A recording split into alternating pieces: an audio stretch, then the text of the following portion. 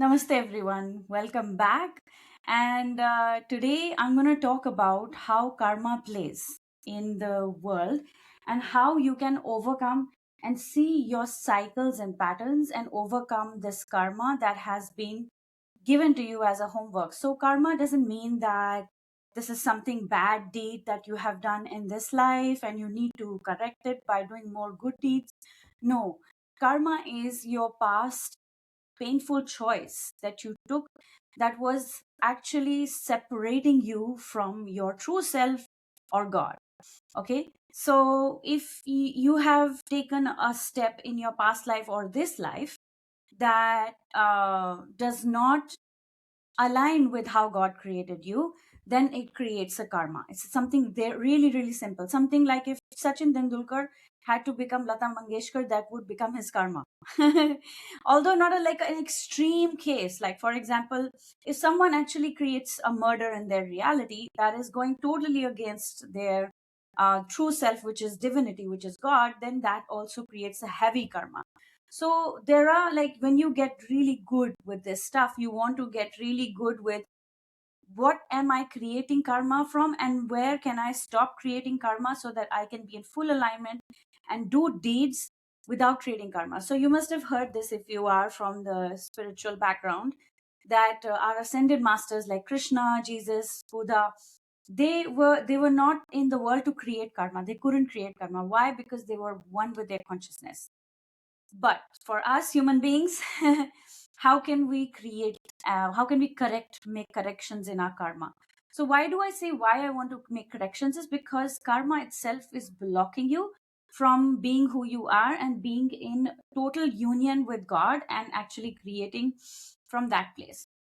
So let's go back to the board, and today I'm gonna like give you more clarity on what I spoke about in my last video about how the causal body works, how the astral body works, and how the physical body works. Okay, so let's go back to the board. Like I said last time, if you haven't seen that video, definitely go back to my channel and start watching that video. We as human beings are created by layers, and our physical body is the smallest part of us. The biggest part is our causal body. I usually give this example. So if you have a plant, okay, explain to you what we are created from and how we can see the difference and how we can see this functioning of the causal body, the astral body, and the physical body in our reality, and how it will help you. Okay, so I might zoom the camera in. So let's see, there's a pot of plant. Okay, there's a plant pot, and this pot has the mud and the roots of the plant, right? It has the roots, and then it has to be stable, yeah. And then it has the plant itself, right? The plant itself has the leaves and everything. Okay. So my question to you is, in this pot of plant, does it have more air? Does it have more water? Or does it have more mud? What's the answer? This is a trick one, okay? So you may start saying, oh, it's all mud. But the mud itself contains moisture. And the moisture is more in the particle, like in the mud, than the mud itself with the physical form of the mud.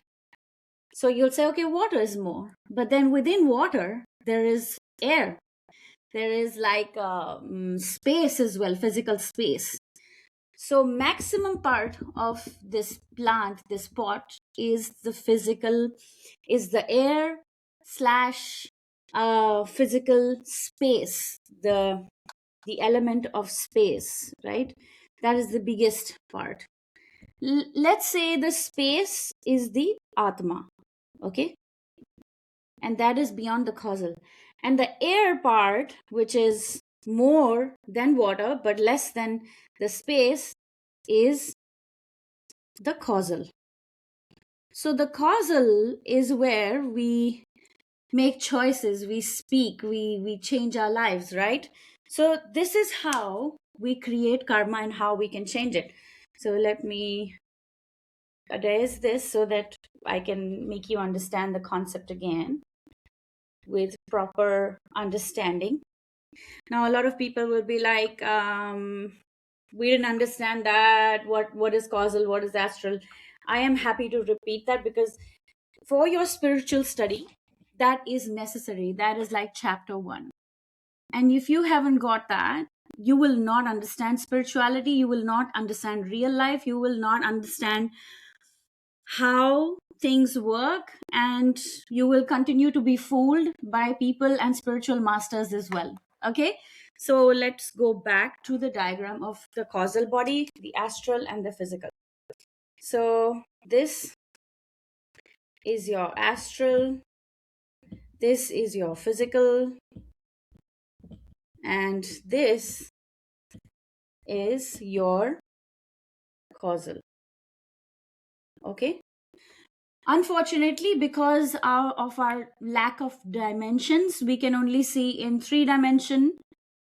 This is not the right depiction, but this is the only way I can draw it on the board and make you understand. Okay, so we are contained and created including these bodies. The physical part of our body is the least. Why did I do this? Is because remember the pot of the plant. You'll have to go back to the plant analogy. Okay, the pot of the plant, thinking this is me, right? I'm not just the pot. I'm not just the mud. I'm not just the water in it. I'm not just the air in it. I'm all of this. That is why this ellipse depict all of us. Okay. So, but how do things impact you the most? The physical reality impacts you the least. The least. It is the most dense and least penetrative. Okay, let's differentiate between density and penetration. Density and penetration. Okay, so let's say density and penetration, right? So the physical body is the most dense. Let's give it 3 points. And penetration is also the least, 0. Okay, and the astral part of you is less dense, which will give it 2 points, and penetration is 1. And the causal body, the density is 1, least dense, and the penetration is maximum. That's how it goes. I think that's, yeah. So why I gave you this to understand is that penetration happens from higher to lower. From higher to lower. That is why when we feel something, it affects our physical reality. If we are feeling sad, our body hurts. And when we have a belief system, it affects our physical and the emotions. Right? So I'm going to delete this so that I get back my diagram and I can still continue talking. Okay? Yeah. So penetration happens, let's take this P as penetration, happens from causal to astral, and then the astral to physical. So if you have a strong belief that let's say for example Chinese are bad people or something like that, you will have a physical reaction when you meet a Chinese person, and it'll feel bad. And why is it feeling bad? Because it is not in alignment. Chinese people are not bad, they're awesome. But because in God's truth, you have denied yourself the truth and you have said something out of alignment, it affects your body negatively. So, what starts happening is, especially if you don't look at your belief system, you will not be able to repair neither your mind nor your body. So I'm going to definitely talk about how to fix your belief system and how to change it and how to actually bring consolidation to karma. Let's go back to the original topic, that karma itself can be changed, and can, how can you actually let go of repeating something wrong that you're doing. Okay, 1 second. Yeah, much better. So what are we doing when we are creating karma? We are taking either actions that is in the physical, or feeling something, thinking something that is in the astral, or have a belief that is out of alignment. It's that subtle, my dear friends. So it gets subtler and subtler. Physical action that is out of alignment. Let's say you slap somebody you shouldn't have, and it feels terrible. That creates karma. Okay. Then if you have a thought about a person negatively, that creates karma, and it affects your physical reality. Your causal, the belief about a person, or belief about a sect, or belief about something, a reality, or maybe some people have this belief that I'm afraid of God, like, or you have a wrong belief about God, that God is punishing God. So it affects your reality. You'll keep facing punishment again and again, right?